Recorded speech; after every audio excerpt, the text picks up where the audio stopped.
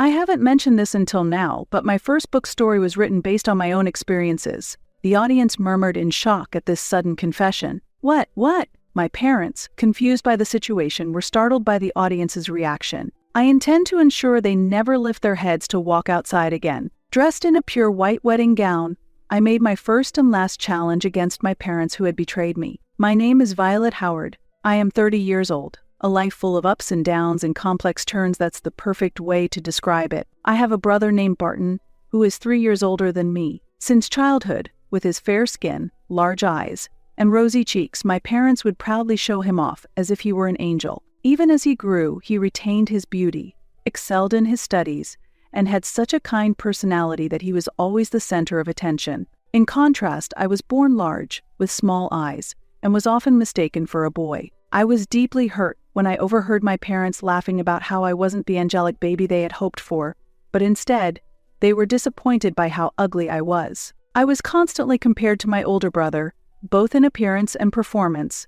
only having my faults and failures pointed out, never receiving any praise. Over time, I was tasked with most of the household chores, and my clumsiness would only anger my mother, who did nothing but scold me. My father, often away on business trips, showed little interest in me even when he was home, simply following my mother's orders without ever standing up for me. Although he didn't express anger like my mother, he never initiated conversation and treated me as if I didn't exist. When the family went out, they would leave me behind, saying things like, "Your test scores haven't been good, so stay home and study, or there's laundry piling up, so stay and do it." My brother, tall and slender with a refined face, was clearly different from me, as I was chubby and short, covering my face with long bangs and walking with a stoop. I felt like an embarrassment for my parents to be seen with in public. Barton was the only one who was kind to me, realizing early on that our parents' treatment towards me was wrong, and he protected me, but that did not improve how I was treated within the family. When Barton was preparing for the entrance exam of a prestigious private middle school, my mother ordered me to vacate my room as my presence was a disturbance to his studies. "How will you take responsibility if Barton fails his exams? He is studying to become a doctor, and you must support his dream," my mother said, instructing my father to move my belongings to a storage space under the stairs. My parents occupied the living room, and I had no choice but to stay in that cramped space. I endured, thinking I could return to my room once Barton finished his middle school exams. However, even after Barton passed, I was not allowed back in my room on the pretext that I would disturb his daily studies, and I ended up living permanently in the storeroom. By the time I was in my final year of middle school, my family was planning a move. They planned to relocate near the university Barton hoped to attend, though he hadn't yet been accepted. "Will I have my own room after we move?" I couldn't help but ask my mother one day. To my surprise, she responded cheerfully with an unexpected answer. "It will be tough to commute to middle school from the new house, right? So you should live with your grandmother. Everything is already arranged." What I was shocked, yet it was somewhat expected. With a successful son like Barton, my parents seemed to need nothing else. I always felt like an excess presence in the family, one that might be let go of someday. "Can I live with you again after I graduate from middle school?" I asked with a glimmer of hope, but my mother coldly replied, "No, your grandfather can't move now, and it's too hard for your grandmother to care for him alone. She's getting old, so you should help her," she said. If that was the case, why couldn't my mother take care of her own parents? Knowing that voicing my thoughts would only provoke anger, I had no choice but to keep silent. "So, there's no need for you to go to high school. Caring will keep you busy. And with your abilities, it will be hard for you to find a good job, even if you graduate." My mother actually said this to me. Although it was different from the prestigious school my brother attended, I had been diligently studying for the entrance exam of the school I had chosen. I used the cramped storeroom as my room, turning a cardboard box into a desk, studying late into the night. "Since your brother will be going to medical school, we will need more money. Once you graduate from middle school, you should work and contribute financially to the household. We raised you after all, so it's only natural," my mother stated. Being asked to leave home to provide care and contribute to the household finances was so unreasonable that it left my mind in turmoil. As I held back tears and remained silent, my mother sighed and said, "You really are gloomy. I dislike that damp disposition of yours. Why can't you be more like your brother?" Not speaking also seemed to anger my mother. I was constantly compared to my brother and felt a disappointment to her. I felt, as I always had, that there was no place for me in this house. I realized that going to my grandmother's house was the only option left for me. On the day before the family was to move, I decided to go to my grandmother's house. There was a conflict within the family when my brother tried to stop me, but I left the house as if fleeing from the situation. Carrying a few belongings, I took several trains to reach my grandparents' home. As a child, I used to visit frequently with my brother, but since middle school, my grandfather had become bedridden, and my mother had forbidden me from visiting. My grandfather was a bit stern but a quiet man, and I felt at peace in his calm presence. My grandmother was extremely kind, unbothered by small matters, and had a warm heart that accepted everything. Both of them showed equal affection towards us grandchildren, and their home had always felt like a safe haven for me. Upon my arrival, my grandmother was already waiting for me at the entrance. Despite some anxiety about our long-awaited reunion, she immediately burst into tears of emotion and hugged me upon seeing me. "I'm sorry.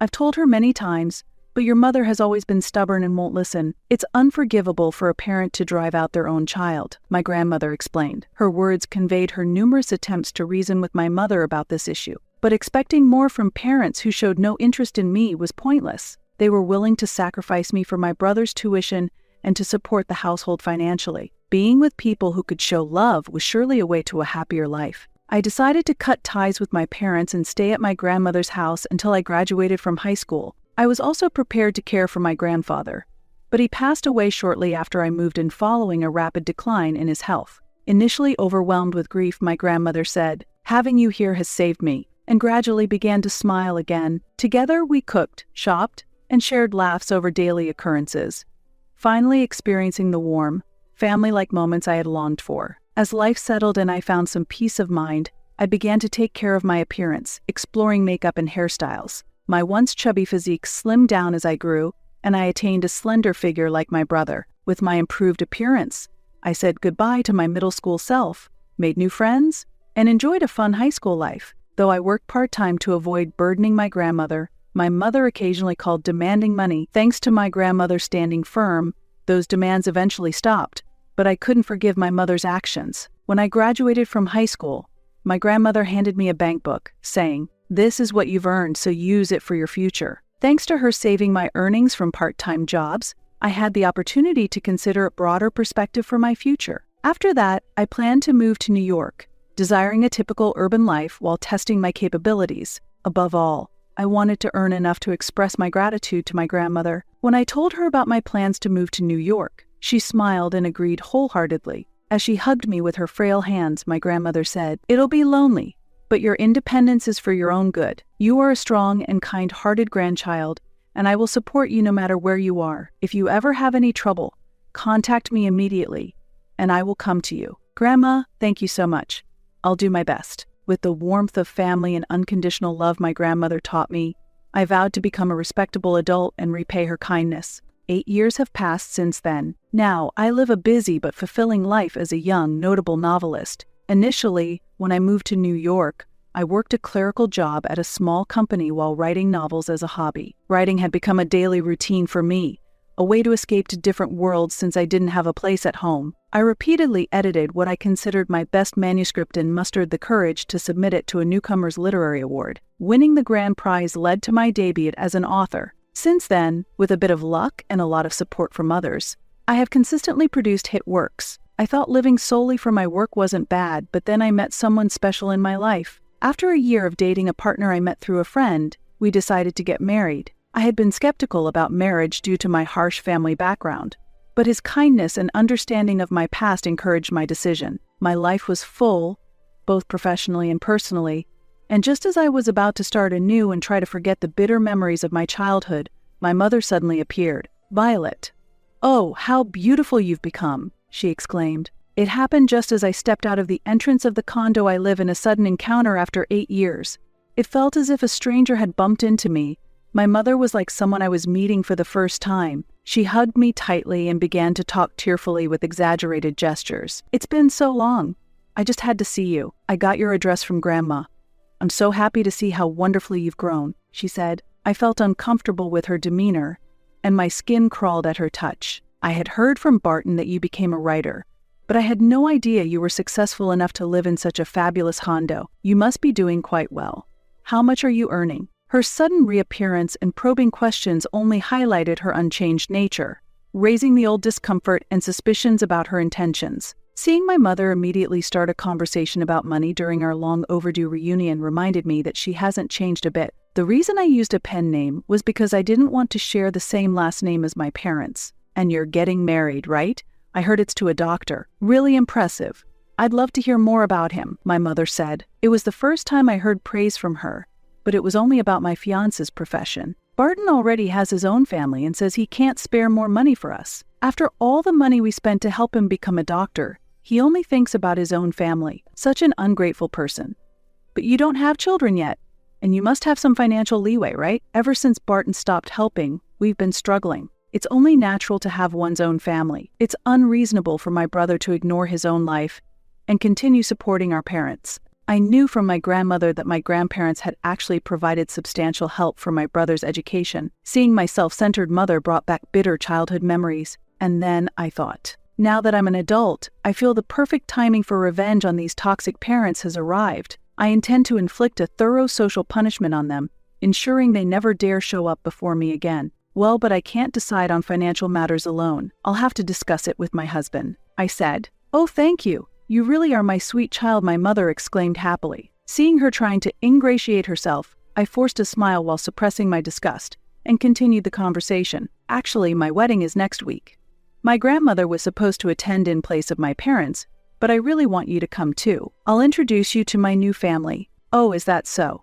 You shouldn't call your grandmother for our role. We should properly play our role as parents, my mother said. It was hard to endure my mother's words belittling my beloved grandmother, but it was the time for me to be patient. The following week, this person would no longer be able to act superior, nor would she be able to walk outside with her head held high. My grandmother was surprised when I told her that my mother had visited and what she had talked about. She was upset because she had not given my mother the address. Indeed, it had been so long since we'd been in contact, so her sudden visit was suspicious. She must have sneaked a look at your contact information, she deduced angrily. As we discussed the special plans for the wedding, my grandmother eagerly agreed and was happy to support my proposals. On the day of the ceremony, both my father and mother appeared at the venue. Meeting my father again after such a long time didn't evoke any special feelings. I merely noted that they had aged. They seemed uninterested in me and had come merely following my mother's lead, unchanged and predictable as ever. I had previously introduced them to my husband and in-laws. Since my husband and in-laws only knew that I had been out of touch with my parents,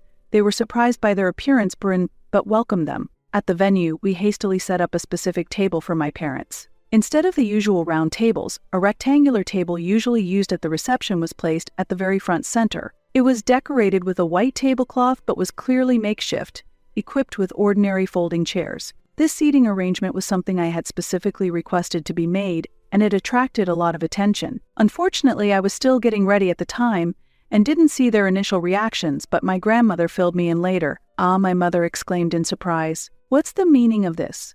Why are we the only ones at such an embarrassing table? She complained to the venue staff. My grandmother tried to soothe her. It was a last-minute change, so it was unavoidable. Eventually, my parents were seated in the best seats at the front and center of the stage. People around them looked on curiously, but my vain mother mistook their gazes for envy and quickly adjusted her attitude, declaring, "Well, I'll endure it and sit here." My father showed no particular interest and immediately reached for a drink as soon as he sat down. For my shameless parents, even a poorly spotlighted seat seemed to pose no issue. The ceremony proceeded smoothly. Seeing my grandmother tear up and beam with joy at my appearance in the wedding dress made the whole event feel profoundly meaningful. During the highlight of the ceremony, when I read the letter of thanks to my grandmother, my mother initially objected to me reading it in front of the guests. However, I assured her, "There will be a time at the end for you and Dad to be introduced, so please listen carefully until then," convincing her to stay seated. While I read the letter, my parents showed no emotion and sat looking bored. There seemed to be no sense of reflection on their part about the hardships their child endured because of them. But that was fine. If they were indifferent, I would not hold back. I was no longer the little child who could do nothing but cry. As a final point, "Let me introduce my parents," I said, raising my eyes from the letter to ensure they were looking, then nodded for them to come forward. As my parents eagerly stood and walked towards me, I continued speaking. What I have not disclosed until now is that my debut novel was inspired by real-life experiences. At that moment, the venue erupted into murmurs. What my parents seemed confused by the reaction of the crowd. The debut novel. which won a Newcomer's Award and became a bestseller, had made me a well-known young author. However, my disinterested parents seemed to not even understand the contents of that book. As those who have read my book might know, the protagonist is mistreated by their parents from a young age and ultimately abandoned. I, too, was constantly told I was inferior compared to my brother and grew up being negated in everything. Whenever the family went out, I was always left behind to take care of the house, I explained. But in my 3rd year of middle school, I was discarded by my parents and told to live with my grandmother. I was forced not just to forego high school, but to work and help support their household while caring for my grandfather. Gasps of surprise rose from the venue. It's unbelievable. After treating their own daughter like that, how can they show their faces at her wedding where the criticisms heard around? These revelations not only served to expose the truth, but also to finally hold my parents accountable in the eyes of those who had once known us as a family. Such a thing was true. Truly appalling murmurs of astonishment echoed through the room. My mother attempted a rebuttal. "Violet, don't say it like that. We just asked Grandma to help out a little with raising you." Just help out? At 15, I was driven out of the house with no support for living or education expenses. What you did was simply offload your responsibilities onto Grandma. That's unforgivable, both as a parent and as a daughter, I countered sharply. My mother, lost for words, fell silent. Just like the protagonist in my book, I too faced hardships. I didn't break down because I always had Grandma who supported and loved me. My gratitude for her is what got me through. Now, coming to me for money after all this time, I will no longer call you my parents from this point on. Please disappear from my life. With that, I made a firm declaration to my parents and poured out all my feelings, resounding through the venue. Among the audience were journalists from newspapers and magazines connected to us. Seizing the opportunity, I asked them to write about today's events and to broadcast it widely to the public. I've held back from making this public before, but now I feel it's important to expose such toxic parents to prevent other children from suffering the same fate. Also, I want to convey a message that no matter how harsh the environment, there are always people around who will support you, and that never giving up can open new paths. My call received a round of substantial applause from the audience. Camera shutters clicked as the reporters began taking pictures of my parents. Stop it. Don't take pictures, my parents panicked, covering their faces with their arms. Barton, help. Everyone is misunderstanding us as bad parents. Tell them properly. Tell them we're the parents who supported you all the way through medical school. My mother cried out. That's right, we paid high tuition fees thinking of your welfare. Tell everyone that, my father added. Even at this point, they continued to deny their faults and struggled futilely. In response, my brother, who had remained silent until now, finally exploded in anger. Enough. Be quiet, he shouted across the hall, reprimanding our parents. His forceful intervention silenced them, marking a definitive end to their attempts to sway public opinion in their favor at the wedding. The narrative of my story, underpinned by their response, stood vindicated in the eyes of all present. With a sudden scream, my mother collapsed to the floor in shock. My father stood frozen, his mouth agape in astonishment. Seeing my usually calm and gentle brother raise his voice and yell was a sight that surprised not only our parents but everyone around. Graduated me from medical school? Your true intent was to have me earn as a doctor. I had different dreams, but you dismissed them as unprofitable and forced the path of a doctor on me. Day in and day out, you pressured me, saying we're even going into debt for this and your sister is enduring for your sake, only adding to my suffering as a child. My brother revealed. His confession shocked me. He too had been struggling alone under our parents' pressure. When Violet was kicked out, I truly wanted to go with her and escape to Grandma's. I was worried about Violet and wanted to leave the house too, but Grandma stopped me, saying, "Don't abandon your situation for your parents. Do it for your own future." That was the first time both our parents and I had heard this. I had no idea my brother had been carrying such feelings all this time. At first, I was forced into it, but eventually, I came to want to help people as a doctor. Grandma saw that in me and advised me to use even the worst parents to realize my dreams, telling me Violet will be okay without her belief in me. I would have run away instead of becoming a doctor. Now that you can't extract money from me and are even trying to profit from the daughter you discarded, it's clear there is a problem with you as human beings. I want to make it clear at this point, I am severing ties with you, so please never show yourselves to us again, my brother declared firmly. Overwhelmed by his resolute stance, our parents were left speechless. As cameras began to click once more, they panicked and started running towards the venue's exit. Their fleeing figures were also captured on camera. My brother and I exchanged a look and nodded at each other. We are adults now. No longer will we allow ourselves to be manipulated by such toxic parents. I'm sorry things turned out this way. I apologized to my husband, who had quietly observed everything. He smiled kindly in return. I am truly grateful for his acceptance and support of the plan. If it means you are freed from your past, then it's all worth it, Violet. And your brother was impressive too. He encouraged me. My husband, 7 years older than me, has always been a pillar of support, offering the words I needed. Thank you. I expressed my gratitude. 8 years since leaving home, I had overcome many challenges and finally built a family and home with someone I truly cherish. I am deeply grateful for this happiness. 7 years after the wedding turmoil. Now at 30, I am blessed with a 6-year-old son and a 4-year-old daughter. My husband, a doctor, used to have a hectic schedule but left his position at the university hospital to take over his family's clinic. This change has given him more time to spend with us. Recently, we enjoyed a family vacation with my grandmother and hosted a Christmas party with my brother's family. Celebrating Christmas together, we deepened our familial bonds in ways I couldn't have imagined in the past. It brought me immense happiness. As for my parents, the incident at the wedding attracted more attention than expected, and the backlash they received was severe. Initially insisting they were blameless, the cold stares and criticism from relatives, friends, and neighbors eventually led them to reduce their public activities. They significantly damaged their social credibility and, finding it very difficult to continue their former lifestyle, decided to move to a remote rural area where nobody knew them. In this new place, they managed with day labor while slowly depleting their modest savings, trying to live as inconspicuously as possible. However, their nature hasn't changed, and their conversations often include bragging,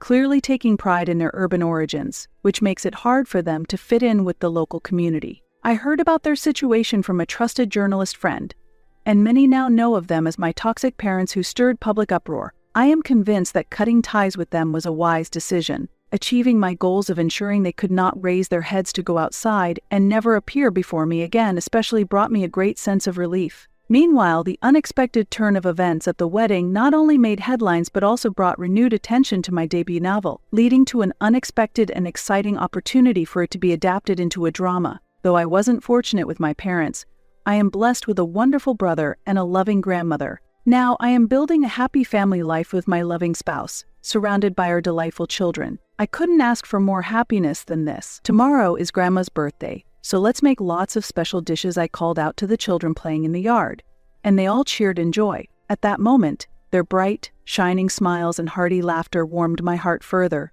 deepening my love and appreciation for